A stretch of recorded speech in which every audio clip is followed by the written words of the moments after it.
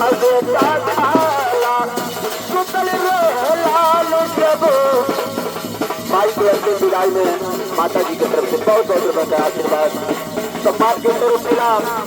माई के ममता से बतावा जाला कि खिलाकर भूखे सोती है, चोट लगने पर रोती है, और माँ ही एक ऐसी अदालत है जहाँ हर गुनाहें माफ होती है।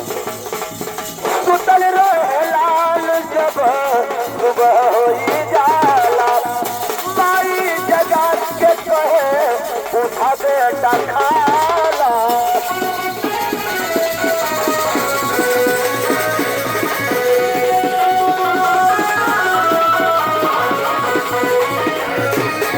सुतल रहे लाल जब सुबह होई जाला, माई जगा के कहे उठा बेटा खाला।